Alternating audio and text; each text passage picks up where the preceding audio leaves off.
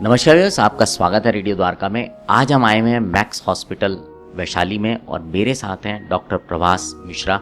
Doctor Prabhas director हैं haematology और BMT के। सर, आपका बहुत बहुत स्वागत है। नमस्कार सर, पिछले कुछ समय से अगर हम बात करें कि थैलेसीमिया के केसेस बढ़ते आ रहे हैं, जबकि अभी वर्ल्ड थैलेसीमिया डे आने वाला है और अवेयरनेस कंटिन्यूसली इस पर चलती रहती है, तो आपको क्या लगता है, क्या वजह है कि ये केसेस बढ़ रहे हैं? I think lack of awareness और जो प्रेगनेंसी के टाइम में ना टेस्ट करने के वजह से ही ये बढ़ते जा रहा है। इसका और कोई कारण नहीं है बढ़ने का, क्योंकि आप जैसे कि आप जानते हैं कि थैलेसीमिया एक कंजेनाइटल ब्लड डिसऑर्डर है, मतलब ये बचपन से ही रहता है, पैदाइशी प्रॉब्लम है और इस ब्लड डिसऑर्डर के वजह से प्रॉपरली खून नहीं बन पाता। जो हमारा नॉर्मल हीमोग्लोबिन होता है वो हीमोग्लोबिन AA वाला टाइप होता है। तो इसमें जो है थैलेसीमिया में सर्टेन जेनेटिक डिफेक्ट होने के कारण से जो नॉर्मल हीमोग्लोबिन है वो बन नहीं पाती है। और ये पैदाइशी का मतलब ये है कि इसमें जो डिफेक्ट है दोनों माता पिता से ही आ सकता है। मतलब ये नहीं हो सकता है कि आज की डेट में अचानक बच्चों में नई थैलेसीमिया उत्पादित हो रहा है, मतलब फैमिली में कभी था नहीं और अब अचानक से जो है उत्पादित हो रहा है। ऐसा नहीं हो सकता। मतलब माता पिता में थैलेसीमिया का अंश होगा, ट्रेट जिसको बोलते हैं या थैलेसीमिया माइनर बोलते हैं, दोनों में होने से आपका 50% चांस होता है कि बच्चों में थैलेसीमिया मेजर होता है, 25% चांस होता है कि वो माइनर हो सकता है और एक 25% चांस होता है कि वो नॉर्मल निकल आएगा। तो इसलिए आज के डेट में अगर ये बढ़ते जा रहा है तो ये बात तभी हो सकती है अगर हमारे देश में प्रेग्नेंट लेडीज़ में जैसे प्रेगनेंसी पता चलता है, अगर गायनेकोलॉजिस्ट उनके टेस्ट करके थैलेसीमिया रूल आउट नहीं करते। अच्छा सर, आपने बोला माइनर एंड मेजर, क्या अंतर होता है दोनों? सो माइनर का मतलब है कि आप में आधा जो हीमोग्लोबिन है वो थैलेसीमिया वाला पार्ट है और जो आधा है जो नॉर्मल है, मतलब एक तरह से इट इज़ नॉट कम्प्लीटली थैलेसेमिक। तो थैलेसीमिया माइनर तभी होता है जैसे कि अगर आपका एक पेरेंट अगर थैलेसीमिया माइनर हो और दूसरा पेरेंट नॉर्मल है, तो इसका मतलब है कि आप में नॉर्मल या तो फिर थैलेसीमिया ट्रेट आप हो सकते हो। इसके वजह से ज़्यादातर बस हीमोग्लोबिन थोड़ा सा लो रहता है, लो हीमोग्लोबिन के कारण। लेकिन इन पेशेंट लोगों को, जिन लोगों को थैलेसीमिया माइनर है, उनको कोई इश्यू नहीं होती है। हम लोग देखते हैं कि कई बार थैलेसीमिया माइनर में हीमोग्लोबिन भी कई बार नॉर्मल होता है। उसमें एक MCV नाम का एक टेस्ट होता है जो हीमोग्राम में ही नज़र आती है, जो हम ब्लड टेस्ट करते हैं उसमें बहुत सारे ऐसे पैरामीटर आते हैं और उसमें MCV नामक एक पैरामीटर है। उसमें उसको देख के हमें समझ में आता है कि हाँ, इनमें थैलेसीमिया ट्रेट अथवा थैलेसीमिया माइनर हो सकता है। कभी कभी हीमोग्लोबिन काफ़ी लो रहता है, 8-9 के करीब भी रहता है, थोड़ा बहुत बिलिरुबिन मतलब जॉन्डिस भी रहता है। ये इस तरह के अलग अलग प्रकार के मैनिफेस्टेशन लोगों में होती है थैलेसीमिया माइनर या ट्रेट की वजह से, बट अधिकांश लोगों में इसके वजह से कोई दिक्कत नहीं होती है। दो थैलेसीमिया माइनर अगर शादी होती है, हस्बैंड वाइफ दोनों में ट्रेट है, तो जैसे मैंने आपको पहले बताया 50% चांस होता है कि बच्चों में दोनों की वजह से जब मिल के आता है तो वो थैलेसीमिया मेजर हो सकता है ना, बीटा थैलेसीमिया जिसको बोलते हैं।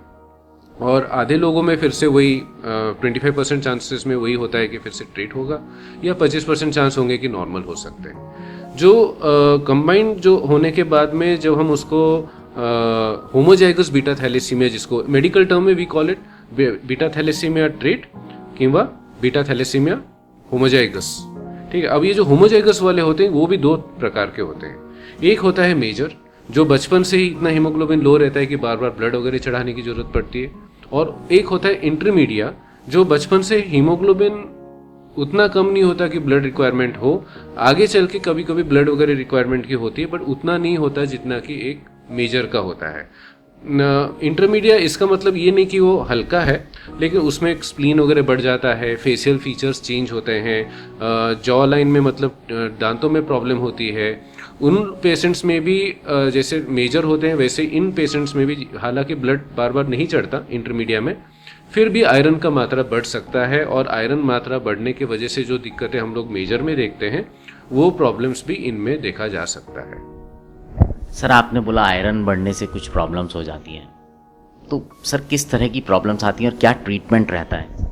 हम लोग क्या करते हैं कि जैसे थैलेसीमिया मेजर या इंटरमीडिएट जिन लोगों को बार बार ब्लड वगैरह चढ़ाने की आवश्यकता होती है, तो हम लोग रूटीन इंटरवल्स पे इनका फेरिटिन लेवल मतलब आयरन की मात्रा हम लोग इनके शरीर में देखते हैं। थैलेसीमिया मेजर में तो इसीलिए आयरन बढ़ जाता है क्योंकि बार बार ब्लड चढ़ता है, हीमोग्लोबिन मेंटेन रखने के लिए फेरिटिन बढ़ जाता है, और फेरिटिन बढ़ने के वजह से या आयरन की मात्रा बढ़ने की वजह से ये जो आयरन है ये थोड़ा हमारे शरीर में बियॉन्ड लेवल टॉक्सिक होता है। मतलब उतनी आयरन चाहिए होती है कि हीमोग्लोबिन बनाने के लिए, लेकिन उससे अगर ज़्यादा हो तो शरीर उसको अलग अलग जगहों पे डिपॉजिट करता है क्योंकि वो बाहर नहीं निकल पाता और वो बाहर नहीं निकल पाता तो कहाँ कहाँ पे डिपॉजिट होता है? सबसे कॉमनली डिपॉजिट होता है लिवर में। लीवर में डिपॉजिट होने के कारण से जॉन्डिस होती है, लीवर फाइब्रोसिस होती है, सिरोसिस हो सकता है, लीवर खराब हो जाता है डाउन द लाइन। और एक दूसरा मेजर ऑर्गन है जहाँ पे डिपॉजिट होता है, वो है हार्ट, दिल में। दिल में डिपॉजिट होने के कारण पे 30 साल 35 साल की उम्र तक जो है इतना आयरन डिपोजिशन हो जाती है, अगर आप आयरन नहीं निकालो तो इतनी डिपोजिशन हो जाती है कि हार्ट कमज़ोर हो जाता है। और कुछ ऑर्गन्स है जैसे आपके एड्रेनल्स में अगर डिपॉजिट हो गए कि पैनक्रियास में डिपॉजिट हो गए, पैनक्रियास में डिपॉजिट होने से इनको डायबिटीज़ भी हो जाता है। ग्रोथ ऑर्गन्स में जैसे एंडोक्राइन प्रॉब्लम्स हो जाती है, हाइट वेट नहीं बढ़ता, प्रॉपर हाइट और वेट नहीं हो पाती है। सो ये सारी चीज़ें आयरन ओवरलोड की वजह से हो सकती है, और इससे बचने के लिए हम लोगों को आयरन निकालने के लिए दवाइयाँ देनी पड़ती है। पहले ज़माने में इंजेक्शन के द्वारा ही करना पड़ता था। लोग एक इंजेक्शन में एक पंप में लगा के साइड में लगा देते थे और वो रात भर चलता रहता था।